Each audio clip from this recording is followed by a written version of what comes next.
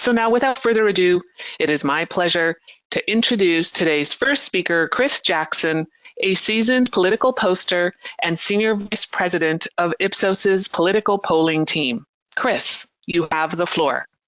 Thank you, Ellen. Greetings, everyone. Thanks for joining us for the Inside Track, January 2021.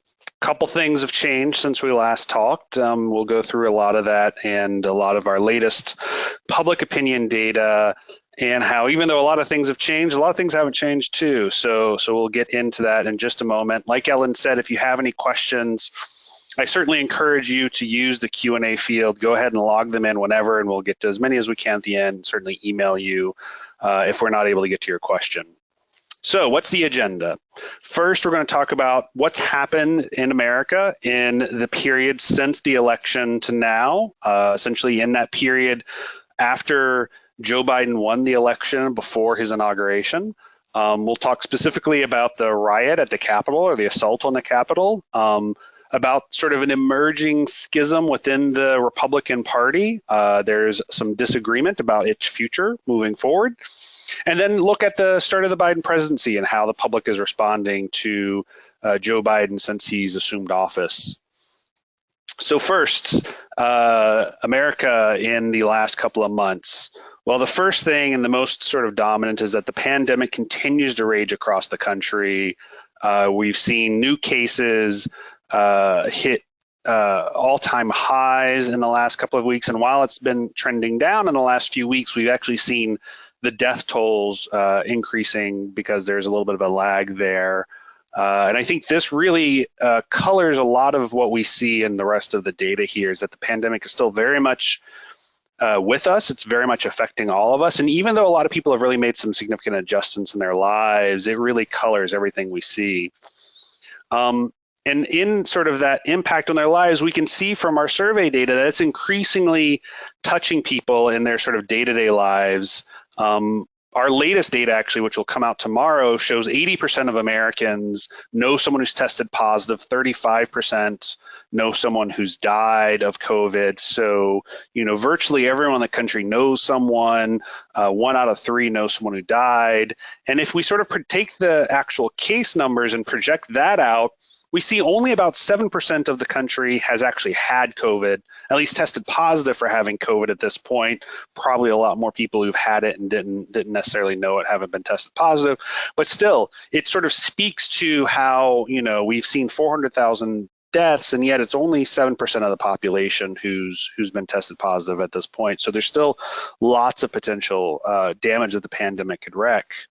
But, the vaccine has, since becoming available, has become increasingly something people have wanted to get. So you can see in our tracking data with Axios in September, before the vaccine had been released, only 13% of Americans said that they would want to get it as soon as it was available. And that number has climbed to 43 earlier this month, and then again in the data that we're going to release tomorrow, it'll be 49%. So, essentially half of Americans plan to get the vaccine as soon as it's available to them, and 70% of Americans say that they're going to plan to get it within the first few months that it is available. So a large majority of Americans have an interest in getting the vaccine.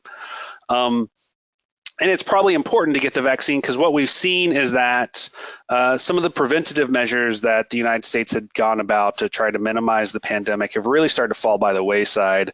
This is a map of county level social distancing data from March 2020. So this is basically before the pandemic. And you can see the dark red is essentially there is no social distancing. Everyone's sort of mingling as they normally would. And then in April, right after the start of the pandemic, there was the lockdowns. Everyone was staying home. Everyone was keeping distance. And you saw a vastly different landscape in the country as people sort of kept their distance. And then over the months after that, that started to fade. We had the summer where there were still some pockets where there was social distancing, but lots of places were sort of going back to normal. In November, as the second wave and sort of Thanksgiving happened, there was a little bit more of a return to some of that distancing behavior, though again, nothing like we saw in April. And then now in January, it's almost like that first map I showed you of almost no behavior. And I think that sort of speaks to sort of people, they're wearing masks, they're getting, they're trying to keep a little bit of distance when they interact, but they're not really staying home in the same way, which I think is feeding some of the pandemic that we're seeing. This is all data from the Ipsos Biosurveillance Atlas that we've been tracking since the beginning of the pandemic. The economy has also, of course, been hugely impacted, and it's been slow to adapt, but it has been adapting. We can see our consumer confidence measure, huge drop in consumer confidence right after the start of the pandemic, and then it's been slowly improving ever since, but has not really gotten back to where it was, probably won't get back to where it was until the vaccine is in mass use. And we particularly see since the election, consumer confidence has really kind of been in the place of being more or less sort of flat with a little bit of up and down of no change. And if we actually dig into that, what we're seeing is how consumer attitudes continue to be linked to political beliefs. So this is that same trend I just showed you, broken out from Republicans and Democrats. And we can see before the election, Republicans were much more optimistic, Democrats less optimistic. The election happened, Republican optimism collapsed, Democratic optimism sort of continued to inch up. But it's not necessarily sort of flipped entirely, but that's really the main drivers. It's not necessarily GDP, it's not jobs, it's not anything like that. It's the politics of it. And Republicans, after Trump lost the election, were much more pessimistic about the direction of the economy. And we'll see again in the months ahead how that sort of recovers. The other big story, of course, since the election was the election itself and a battle over the legitimacy of the election. President Trump came out the day after the election, sort of claimed victory, said he would have won if it hadn't been stolen from him based on no actual data whatsoever. And then a long-running sort of battle over if this election was legitimate or not, a number of lawsuits filed by Trump and his supporters, all of which, except for one, were sort of thrown out by the courts, including a bunch of Trump-appointed judges because there's no evidence behind it. But it didn't matter that much because we're really in a very partisan world, and some of the seeds were planted before the election, right? So, the week before the election, we saw that a third of Americans on both sides, Democrats and Republicans, said that no matter what, if their choice didn't win, they'd support legal challenges. And we saw a small number, but a real number, say that they would take up arms in opposition. Again, this is before the election. This is before anyone knew what happened. There is a number of Americans who were, ready to go. And then after the election, we look just at Republicans, and we can see that while the majority of Republicans say that they'll accept the results, there was a sizable minority, 40%, that said they wouldn't accept the results, and 15% of Republicans who said that they were prepared to take action to contest the election results. So again, this is 2 weeks after the election, after Joe Biden had been announced to have won. We saw this opposition already present, right? And we can see that sort of in how the people of different parties sort of view their local election officials. So before the election, essentially the same amount of trust in local election officials to do their jobs, right? 76, 77%, functionally a tie. And then you can see essentially once the election happened, and then particularly once the election was called for Biden, Republican trust in local election officials declined precipitously. Again, this is, I think, less to do with what the election officials were doing and much more to do with what they've done, essentially how the election had been called for Biden. But you can see, again, that how this sort of views of local officials, everything else is being influenced by the larger political landscape. And I think that larger political landscape is what was once referred to increasingly what was once referred to as the paranoid style in American politics, where facts, some sort of external reality, are increasingly not the dominant mode. Increasingly, there is a adherence to conspiracy theories and adherence to sort of outlandish explanation for things that fit into pre-existing political beliefs and values, rather than the other way around, rather than having beliefs and values stem from some sort of existing facts, right? So we can see here a number of data points from research we did with NPR over the last few weeks. We asked some true or false questions. One was about the QAnon, the fundamental idea of QAnon. Only half of Americans reject the QAnon theory as categorically false. About 1 in 5 Americans believe it's true, and about 30% of Americans don't know. So, half of Americans either believe QAnon or aren't willing to essentially reject it out of hand. Likewise, when we ask about if electric voting machines switched votes for Trump into votes for Biden, essentially rigged the election, we again see barely more than half of Americans reject that. So again, a large number of Americans who actually the Republican and Democrat bars on that are switched. I should fix that. Who essentially are rejecting sort of reality. Again, there's no evidence of it. One of the voting machine companies, Dominion, has actually sued a number of Republican officials and sort of conservative media personalities, including Giuliani today, because there is no evidence about it. But again, you're seeing this sort of widespread rejection of any sort of objective reality and service to sort of a belief and ideology that is sort of fact free. And when you take that number of Americans who are willing to take up arms or are going to take action, you take that sort of fact-less sort of society, you end up with a situation like the assault on the Capitol that we saw a few weeks ago, where we saw a number of people who were trying to contest the election break into the Capitol building while the certification for Biden's election was happening, where 5 people ended up dying and a number of sort of a lot of damage and stuff was done. A positive sort of coming out of that is the American public almost universally condemned that action, right? Everyone sort of agreed across the country that was bad. We saw in Axios polling we did right afterwards, 87% opposed the protesters who broke into the Capitol, including supermajorities of Democrats and Republicans. Yay, bipartisanship. But when we start getting into some interpretations, when we start getting into sort of the understandings underneath it, we see that division sort of creep back out. So when we asked if people thought this attack was an attempted coup, huge differences. 80% of Democrats, 22% of Republicans agreed it was an attempted coup. And when we asked if regular people need to protect America and if elected officials don't, we again saw big differences where 20% of Democrats versus 56% of Republicans agreed with that statement, sort of suggesting sort of the Republican support for this idea of regular people taking up arms. And I think that sort of, yes, there's unified opposition to the act of assaulting the Capitol, but there's still a lot of division within the country. But one other outcome of that is it really sort of did away with sort of support for Trump continuing to contest the election.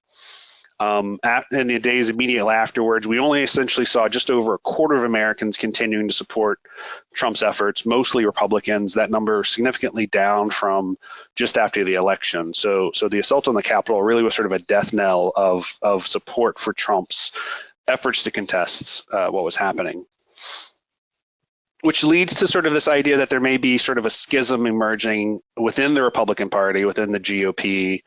And it's something that you're sort of seeing happening a little bit right now, right? In the media with Trump sort of talking about forming his own party, with Trump supporters talking about running primary challenges against some of the Republicans who've opposed him, with the Arizona Republican Party condemning Cindy McCain, John McCain's widow.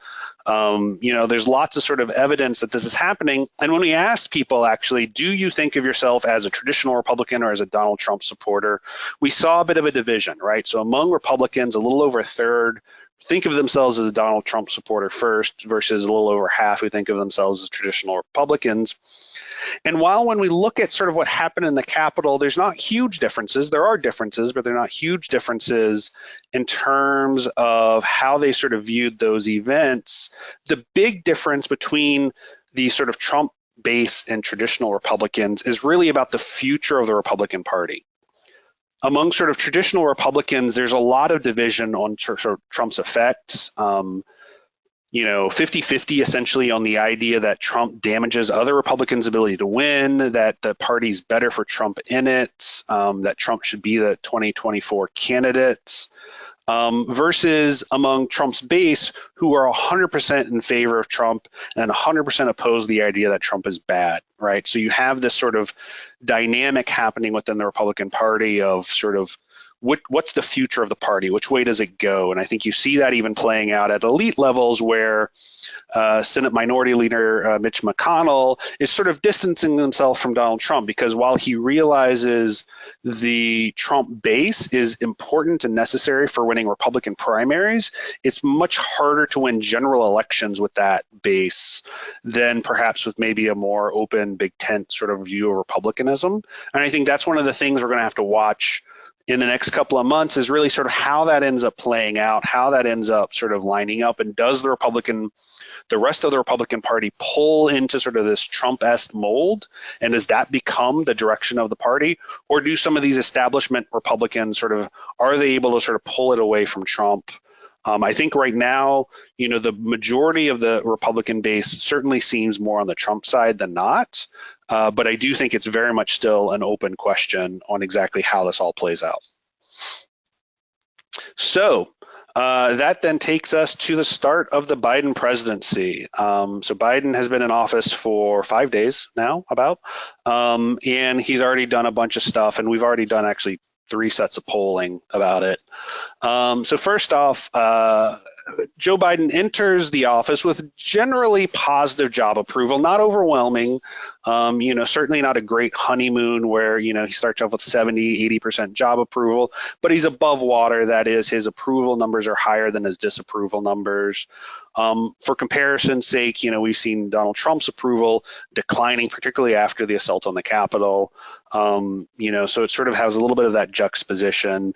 And then if we sort of look at it in a historical context, we can see Joe Biden at the far right, almost universal support from Democrats, about 1 in 5 Republicans who support him, and about half of independents. But that pattern is actually pretty normal historically. So we see Donald Trump as he was leaving office, large support for Republicans, though not necessarily as strong as when he started. Virtually no Democrats who supported him, and then about a little under a third of independents. And compare that to Trump when he entered office with his approval rating about 43%. Stronger Republican, but still very low Democrat and independent support. And then Barack Obama, as he was leaving his second term in January 2017, with, again, sort of the mirror reverse image of that. And I think this illustrates just how static a lot of these partisan divisions have become in the country, where it doesn't really matter what the policy is. It doesn't really matter what the facts on the ground may be.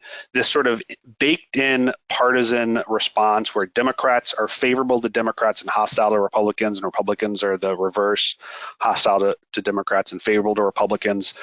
That's just a factor, just a reality of what's happening in our system right now. And we're certainly seeing that panning out with Biden in his first couple of days. And then when it comes to Biden in his first couple of days, what is the public really thinking that he should be doing? Well, it is the pandemic. First and foremost, everything else is essentially seen as kind of a little bit of a distraction. Getting the pandemic under control is what the public sees as Biden's priority. And I think as the administration is moving forward, they do things not based on getting the pandemic under control, at their risk. It's, I think, potentially a place where they could lose support if they're seen as sort of losing focus or diverting focus to other issues that are not directly related to public health. The number 2 issue is this idea of unifying the country, which I'll return to in a minute. And then job, healthcare, further down the list. Job creation really sort of a factor of the pandemic almost at this point, as is healthcare. So then when we did a snap poll actually right after the inauguration. We used our Ipsos digital platform and conducted a survey in about an hour and a half to collect data just after the inaugural address on Wednesday afternoon. And we found that the public generally thought that the speech was good, that they thought that it was a very positive speech. And you can see, again, there's a little bit of partisan differences, but overwhelmingly positive. And then we took pieces of what Biden said out and asked people if they believed it or not. We see, again, sort of a majority, supermajority in most cases, believed the things that Biden was saying about bringing the country to wanting to bring the country together, wanting to be a president for all Americans, wanting to fight as hard for people who didn't support him as those who did, and being honest, leveling with people. Though again, pretty consistent partisan differences, right? Where we saw essentially basically just half or just under half of Republicans believed Biden versus almost all Democrats. So these consistent patterns of partisan behavior. And then when it comes to this idea of unifying the country, when it comes to his executive actions he took, he started, passing executive actions essentially on Inauguration Day. We can see this sort of pattern of things that are very much about the pandemic. He's getting good support for things that are not necessarily about the pandemic is much weaker support. So we had this data point, 69% approve how he's handling the pandemic. This is from polling we released with ABC this weekend. 81% of Americans support an idea of a mask mandate on federal properties. Majority across parties, supermajority of independent Democrats. And then we also see sort of support for these sort of social justice, anti-discrimination measures, so, large majority there. But when it gets down to some of these more immigration-based executive actions, we see a much weaker support on those. So reversing the exclusion of non-citizens from the census, 56% support that. Ending the emergency declaration that was funding the border wall along Mexico, 55%. So you can really see some of the differences, right? Supermajority support for measures to end COVID, much more division, much less unified support for some of these other measures. We'll think that's probably going to be a reoccurring pattern of his administration in these first days, first months. Because again, COVID is his mandate, everything else is secondary. And then when it comes to unity, I think that's actually sort of one of those things that really doesn't necessarily mean what people thinks it means. We asked, again, in this ABC survey, if people were confident in Joe Biden's ability to unify the country. A little over half were, a little under half not. And again, huge partisan differences in the response to that. But when we asked in a separate piece of research for Reuters, what they wanted their elected officials to do, we saw some really interesting patterns, right? So we asked a question, do you want your representative to work with the Biden administration to achieve common goals, even if that means compromising?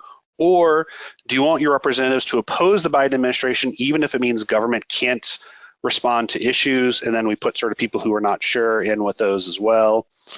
And we can see that, of course, Democrats overwhelmingly want their elected officials to work with the Biden administration, but Republicans and even independents to an extent are much more sort of on this idea of maybe they want opposition, even if that doesn't necessarily mean that anything gets done, right? And I think it sort of speaks this idea that unity doesn't really mean compromise for a lot of Americans. Unity means you do what I want done already. That's unity. So I think this sort of whole idea that Biden's going to bring the country together is really sort of based on a little bit of a false sort of understanding of the word, and is really sort of just hiding a lot of this reality that people are sort of living in, which is this really partisan, tribalized country where the parties have just diametrically negative views of each other and are going to have a hard time really coming together and agreeing on stuff.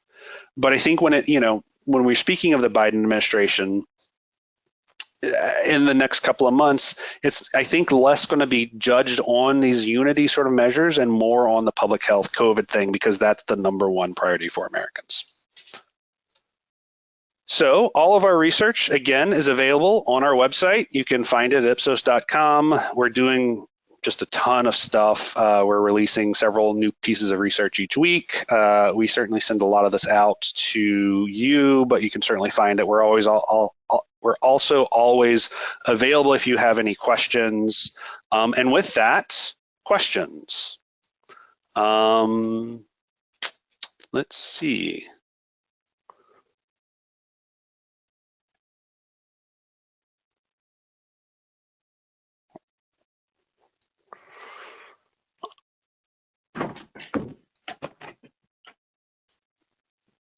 All right. So first question is, does the where is the American public on the idea of impeaching Donald Trump for a second time? Cliff, do you want to take that or shall I? You go for it, man. You're doing a great job. All right, thanks. There is about half of the American public wants to see Trump impeached as a consequence of what happened at the Capitol building. It is not necessarily that different, honestly, from the numbers we saw last year in Trump's first impeachment. Maybe a couple, 3 points higher than it was, but fundamentally sort of the same dynamic, and it's the partisan patterns that you would expect, right? With an overwhelming number of Democrats in favor of Trump being impeached, an overwhelming number of Republicans opposed to that impeachment, and I think that sort of speaks to some of the politics we're seeing in the Senate, because like any Republican that supports impeachment is going to find themselves with overwhelming opposition of the rank and file membership of their of the base. I would just add that. I would just add, just very quickly, new president, new year, same pandemic, same polarization. To your point, the numbers we find right now in terms of support are very analogous, very similar to what we found in impeachment 1.0. And so, as much as we change, we don't change, at least from a political perspective. Yep. Next question. What are the economic impacts of the new administration going to be? Cliff, you have thoughts on that? Why don't you go for it again, Chris? So one thing we're already seeing is that consumer confidence among Democrats is increasing. The consumer confidence among Republicans declined, but I actually think that, if you take that and you combine it with the Democrats' pre-existing wariness of going out, of sort of engaging in sort of regular commercial activity because of COVID, and we're seeing sort of Democrats sort of feeling a little bit more confident, a little bit more positive. I think if you sort of tie those together, we're going to actually see Democrats particularly engaging in a little bit more economic activity because they're feeling more positive, feeling more good about how things are going.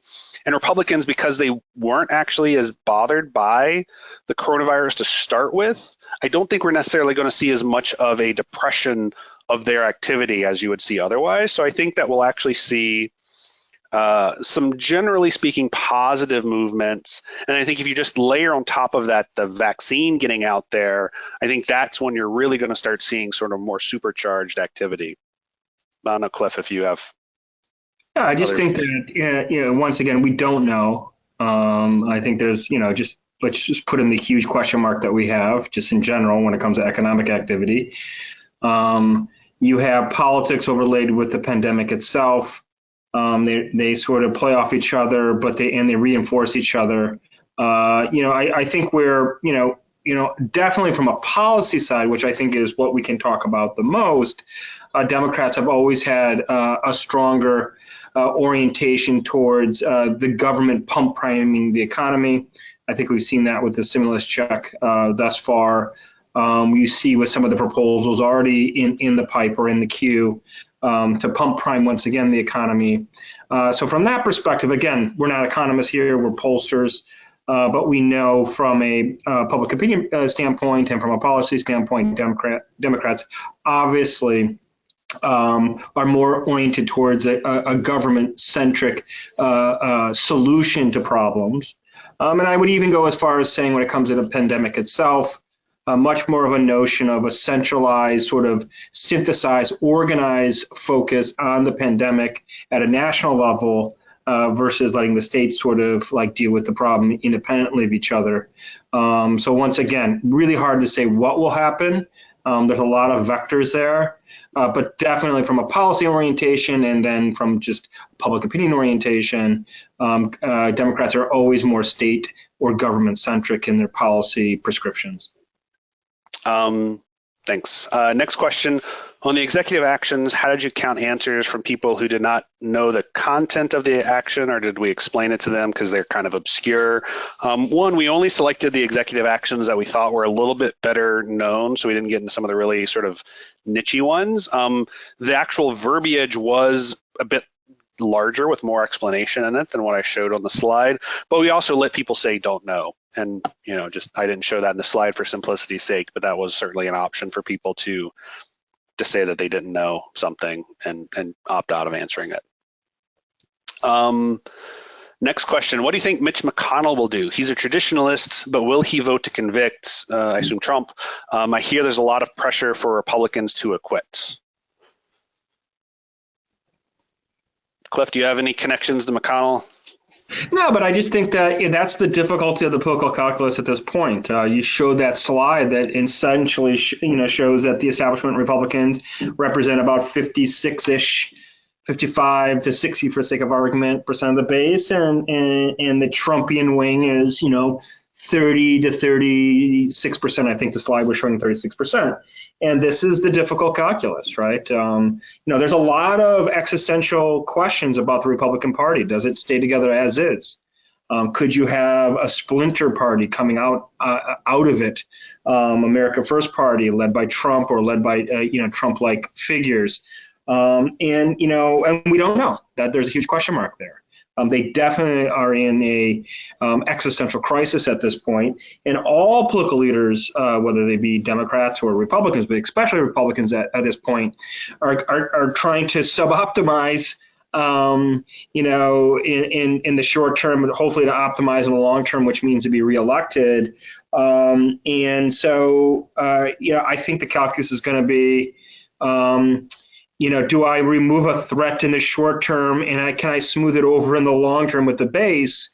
And that's a difficult calculus, but that's how they're thinking. And they have a difficult sort of, ultimately a difficult answer to that question that I laid out there because of exactly what we saw with the data that we've already shown. So that's not a clear, definitive answer about what will happen. It is uncertain. But that's what the Republican establishment will be grappling with, looking forward, at least into the near term. Yeah.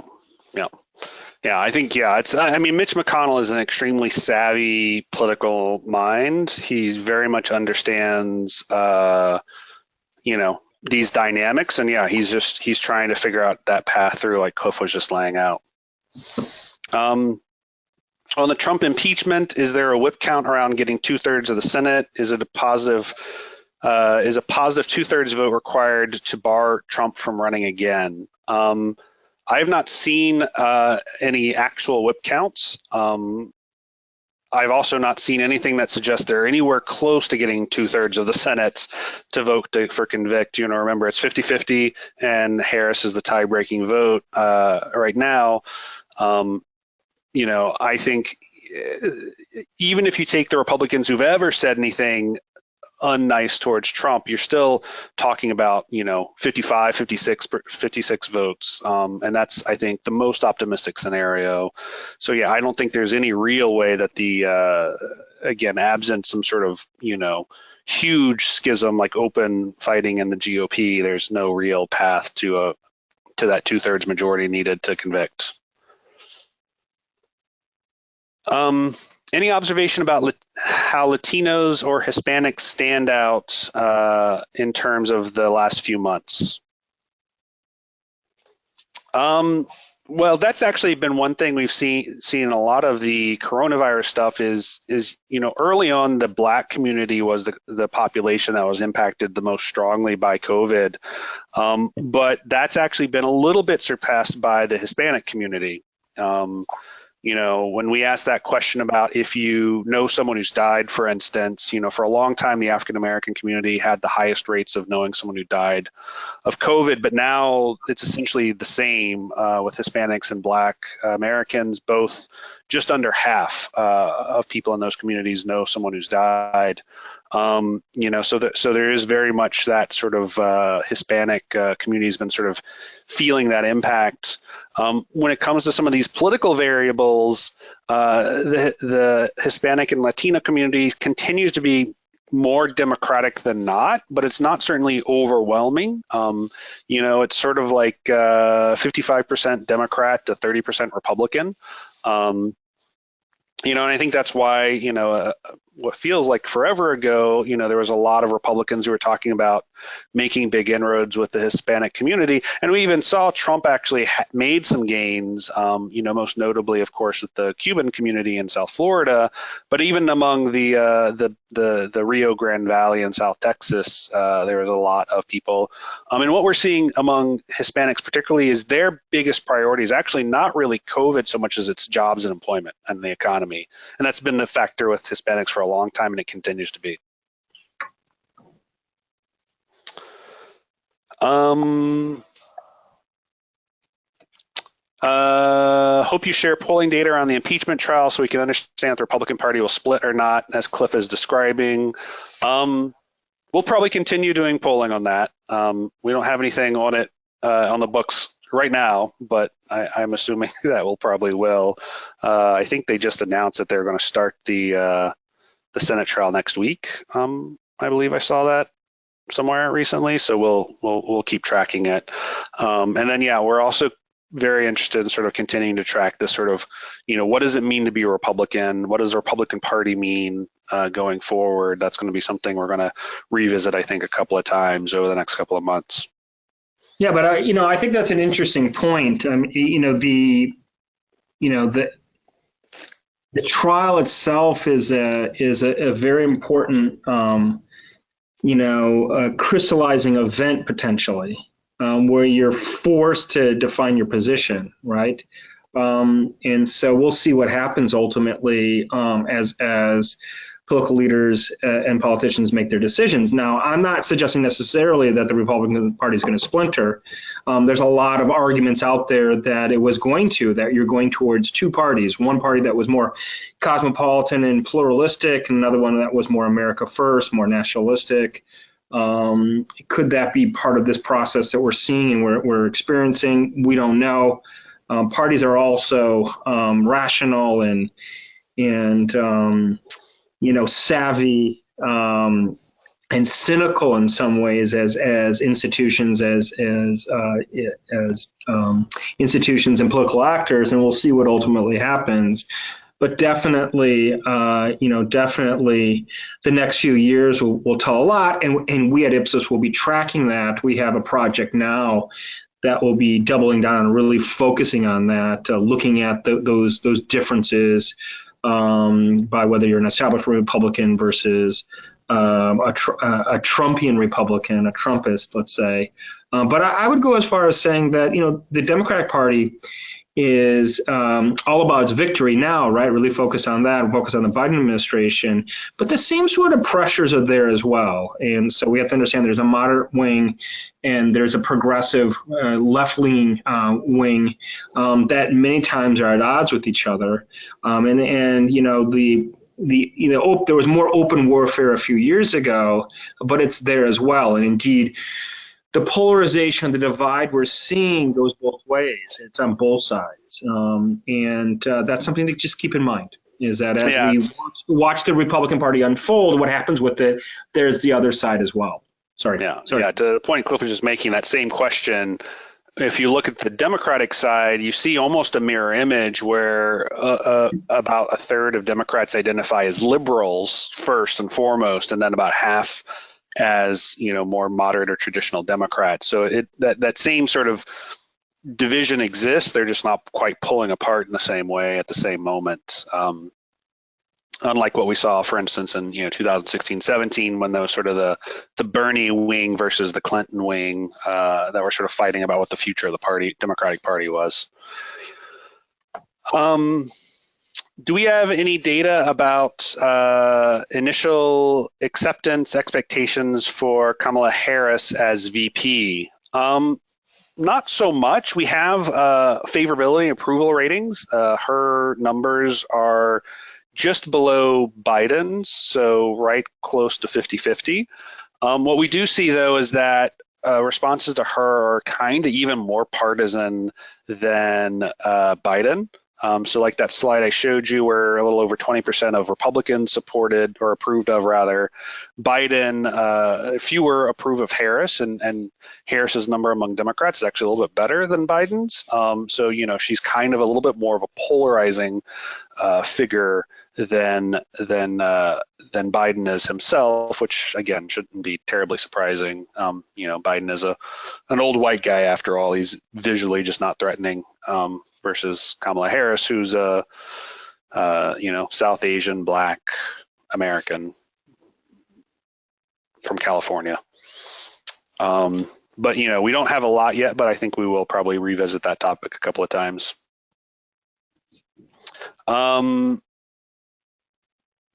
the data on polarization, at what point do you think the Democrats will use the reconciliation or remove the filibuster in the Senate?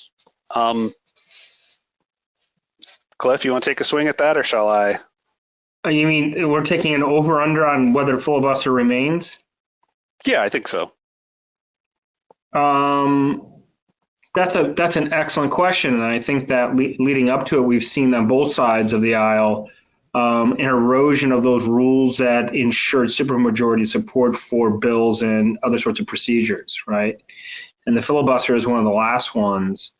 I give it 50-50, maybe less than 50% chance that it stays around after the Democrats. Let's see how long the Democrats keep the Senate, right? Because the demographics at this point favor the Republicans on the senatorial side, at least the way it's distributed by states. We'll see what happens within states, obviously. But I give it less than 50-50. I think that there's a strong push towards majority 50 plus one control of things. There's been this slow but steady erosion of supermajority rules or rules that ensure a supermajority. And this goes to the question was a great question. This goes to the entire problem with our polarization and division right now, that we're not willing to sort of accept institutional rules that ensure supermajority support. So I don't know what you think, Chris, but I think there's a good chance that it gets might last a little bit, might make a last stand, but I'm not quite sure how many institutionalists there still are on the Democratic side after 4 years of Trump. What's your take? Yeah, I think that's exactly the right question. And what our data suggests is that the idea of getting rid of the filibuster at the top line level is pretty split, with Americans really kind of 50-50 on it. But like among Democrats, it's very much get rid of it, right? You have large majority, so that's where a lot of the pressure on the Democratic side will be. Particularly for the Democratic base, and I think it really, Biden is a traditional institutionalist, right? He's been in the Senate forever, basically, before becoming president. And some of those sort of key votes that are necessary for the Democrats to essentially be able to hold on to that 50 votes that they have, plus Harris is the tiebreaker, are also those sort of institutionalists, so like Joe Manchin of West Virginia. And I think that's going to be sort of the question, is we have a lot of pressure from the liberal wing of the party to get rid of it. But, if getting rid of it means that you essentially lose Manchin and that 50th vote, right, what's that calculus? And I think that's what the Democratic leadership will be figuring out here. Yeah, but I would just add sort of long-term trend. So, at one point we would all have said that McConnell was an institutionalist, and same thing with Reid. Harry Reid was an institutionalist, and they both contributed to the erosion of these supermajority rules. And I think we have to understand and point out the actual problem. The actual problem is that the other side is unwilling to come to consensus when the other side wins. So one side is against the other side when they win. And so any sort of efforts, any sort of initiatives, whether they be bills or getting nominations through, whether on the judiciary or within the administration, has become increasingly impossible because of polarization, right? Mm-hmm. And the inability at the center to come to a reasonable understanding that, yeah, I can disagree with you, but I accept the fact that you legitimately are putting forth your picks, and so therefore I support you. And so it is the rules, but it's also the rules have been eroded because there was an absolute inability to get things done. And so again, I'm like below 50% that actually the filibuster stays around, but we will see, right? Yeah, and I think that sort of speaks to how governance and politics have really increasingly been delinked from each other. And politics has superseded governance as the main goal or main objective for a lot of elected officials. And if you sort of look back in history, you sort of go back and like Newt Gingrich in the Republican Revolution, one of the things he realizes in the sort of modern media system that anything that was released as bipartisan was essentially just credited to the administration. So it was credited while he was there to Democrats, right? And that's anything that's not partisan is a detriment to the administration, right? So essentially, when you're the opposition party, by just refusing to do anything, you actually don't pay as much of a price as the administration. So there's not as much downside, right? So that's where we sort of are. That's what McConnell realized during Obama's administration. It's what the Democrats kind of sort of tried to do, though not as effectively during the Trump administration. And it's just this idea that, it's better for me and for my party's chance to win the next election to just refuse to do anything with you. And that's, I think, a factor of how our media system is as much as anything right now.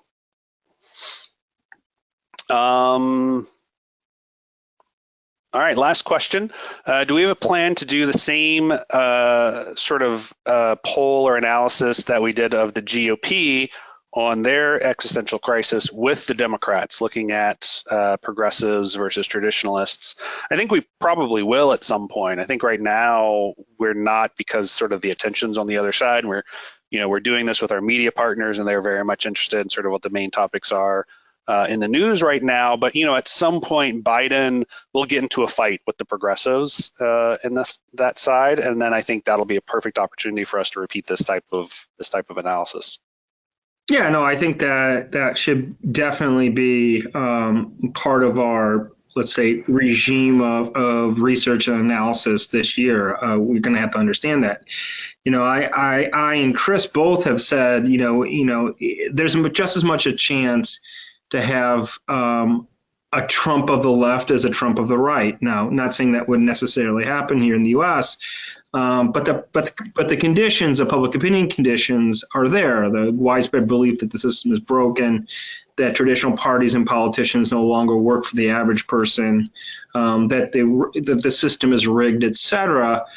There are ebbs and flows. There's a cyclicality to politics, right? And so the Democrats are in power. Biden's the president, and so their sense of angst has been at least attenuated for a bit, but it's still there. And so I think it's a great question, and the answer is yes, we will, and that will be part definitely of our regime, like I said, of analysis and polling this year. Again, we're in a period of time where governance and consensus is difficult. And a lot of it has to do with people's belief that the system itself no longer works for them, and that's just as much a blue feeling as it is a red feeling. And I'll end it there. Maybe you want to jump in for a couple of seconds and give your 2 cents if you disagree or just want to reinforce my point, Chris. No, I do agree, and I think to just underline that point, we actually just asked some questions last week where we found 3/4 of Americans essentially think that the system is broken, think that traditional parties and politicians don't care about them. Sort of a whole litany of these sort of things on both sides. It's essentially the same on the Republican and the Democratic side. So while I think some of the intensity on the Democratic side isn't quite there the same way because Biden's in the White House, it totally exists. And I think that's one of the things also to watch here in the next couple of months is Biden's presidency is really sort of almost a last chance for institutionalists to sort of prove that they can govern and they can do stuff for the country, right? And that they can actually make they can actually deliver for people in the country. And if Biden's administration fails, if the pandemic continues to rage out of control, if the economy continues to sputter, that's really just going to add more fuel to this sort of anti-establishment fervor, which could result, in sort of a return of Trump or a Trump-like figure, but also, someone similar on the other side, a Bernie Sanders or even somebody, more populist than that. I think that's very I have a question for you. And so we know, based on polling now, but polling leading up to the election, coronavirus was the number one issue. Biden significantly led over Trump on that issue, very from 10 to 15 points, right? If people are not back at work and back in their private lives to some sort of level that's would be considered more normal pre-pandemic, and if kids are not back at school this year, will that be a failure for the administration? Like, what's the downside of not getting back to quote unquote normal, whatever that normal really means, but something that's not quite what we're in the middle of at this point? What's your take on that?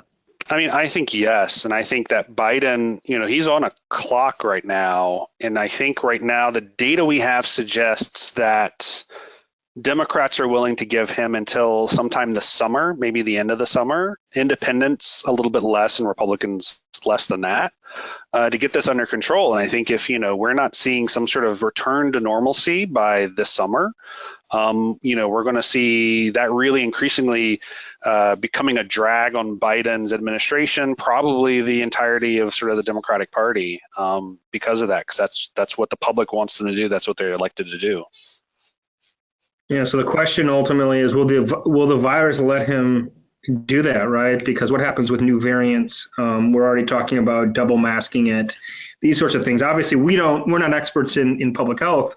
We look at public opinion, but definitely the expectation among all Americans is that the Biden administration will have a more efficient and efficacious response to the pandemic. But we will see, right? We'll see if they're able to sort of like manage that in a more effective way than the Trump administration. But definitely that will be they're going to die on that beach or survive, right? So yeah. Yep. So that's our last question. Cliff, you have any final remarks, or shall we close it up? No, I think that the last question was one that I've been kind of pondering, sort of like what's a victory this year for the Biden administration?